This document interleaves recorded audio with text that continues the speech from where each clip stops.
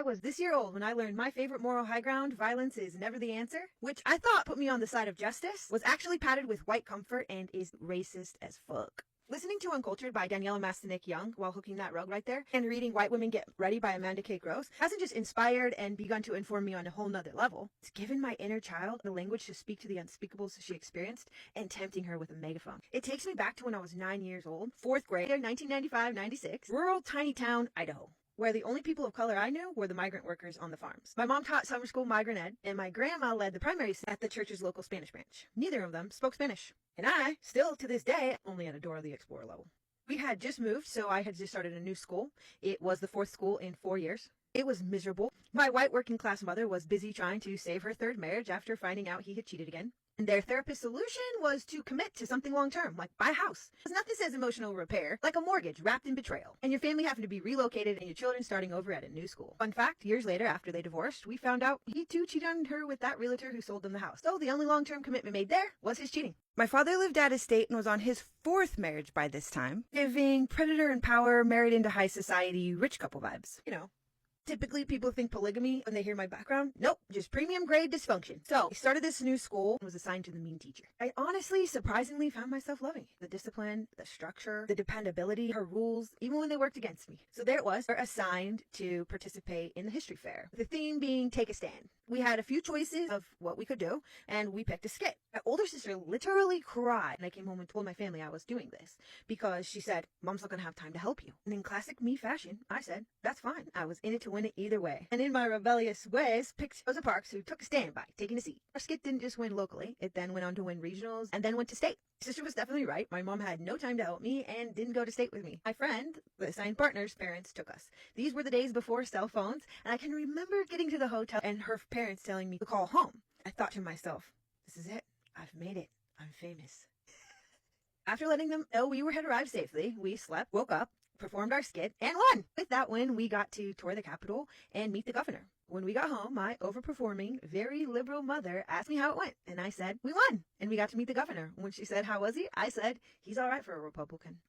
Back then, I truly thought my peaceful, loving, rule-following ways were making the world a better place. I believed in we the people. I believed in goodness, and naive enough to believe that neutrality meant righteousness.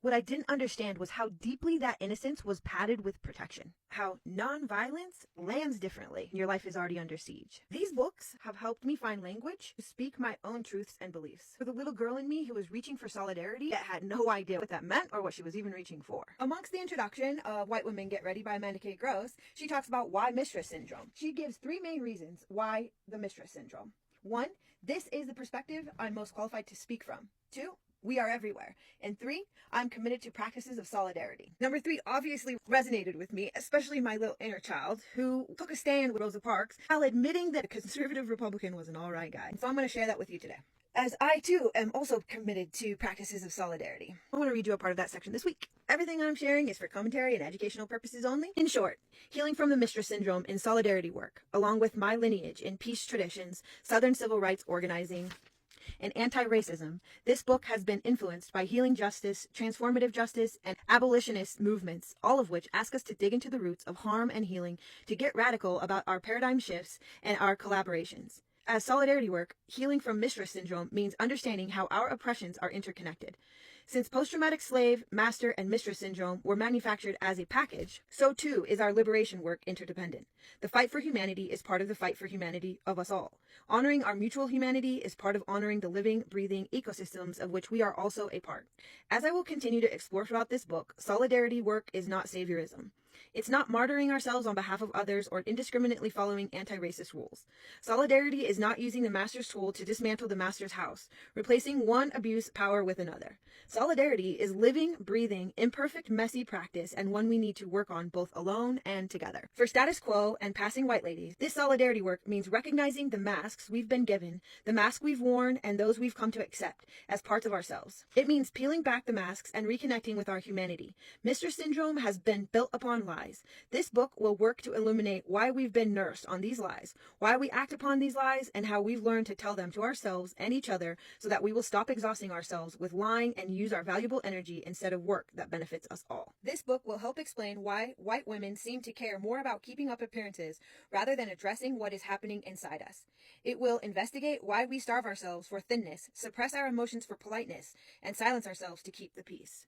It's Unpacking Mistress Syndrome. This book will disentangle how our worth has been tied to our relationship to white maleness. How we've wagered our souls for the toxic pseudo-protection of whiteness, and how we've bartered our human value in between his white sheets. Within Mistress Syndrome, we've exchanged our agency for the psychological paranoia that the cognitive dissonance of racism commands. Our identity, value, and sense of self-worth are directly relative to our ability to meet the inhumane demands of a dominant white culture.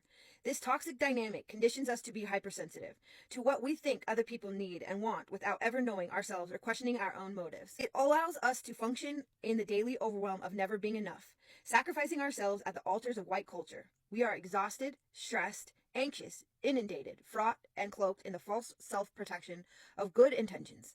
As one such recovering self-sacrificial white lady, I am no longer willing to be martyred for such an unjust cause. This book will critically examine how even the movements that were supposed to be about liberation have failed us, how white women have sought to advance our gendered positions by proving to white culture that we play a necessary role. For poor and working class white women, this middle class aspiration has provided a link to affluence, a thin thread of superiority that enables a separation from neighbors of color.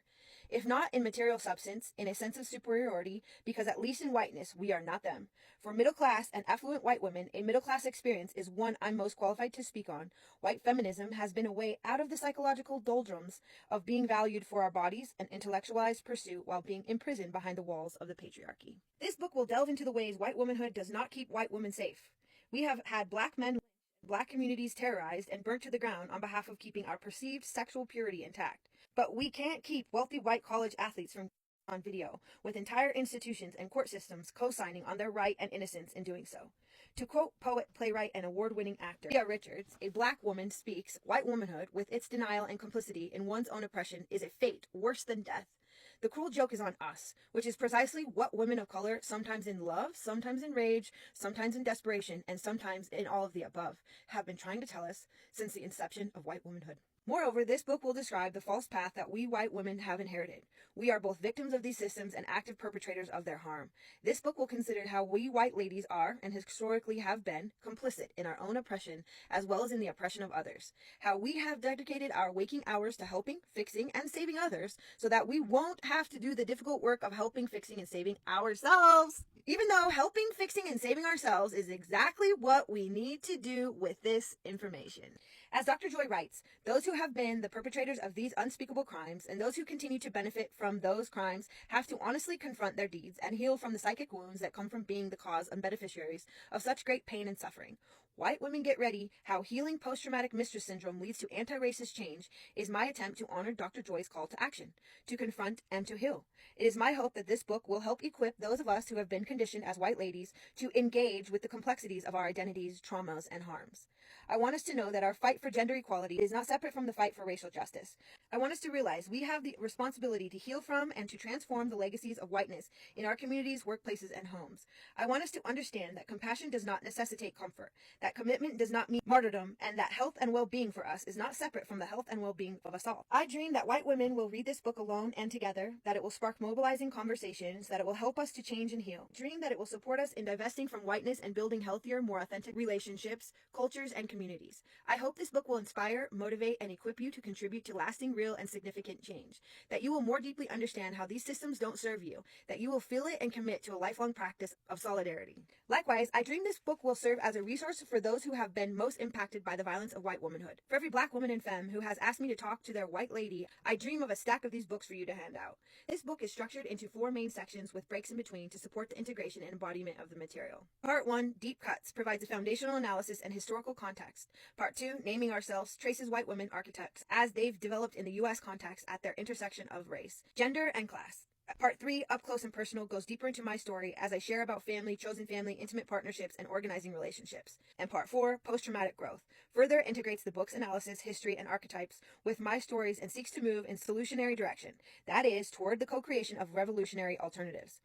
This book can be read alone but it is intended to be discussed together. I suggest finding a reading buddy or forming a group. On the Mistress Syndrome website, there are support materials to help you go deeper in reflection and use the book as a resource for discussion and action. That website is www.mistresssyndrome.com. While grounded in research, this book is also a memoir. It may not seem so at first with my focus on history, analysis, and references. But the book's trajectory from heady analysis to relational adversities to embodied agency mirrors that of my own. The journey of the book follows the journey of my own healing work, from intellectualizing within the safety of my head to unlearning through trying, failing, and feeling, and doing so within the messiness of relationship, family, and community. Awesomely, there are so many books out there today, several of which I reference on these pages, that chronicle the whats and hows of racism, offering detailed critique and tactile solutions. While you will certainly find aspects of those approaches in this book, my goal is to align the vision with the resource. Really, this book is grounded in story. I hope that the stories will model transformation and embody healing. Culture can be medicine. Art can be medicine. In these pages, I offer the story as medicine. May these stories contribute to our healing.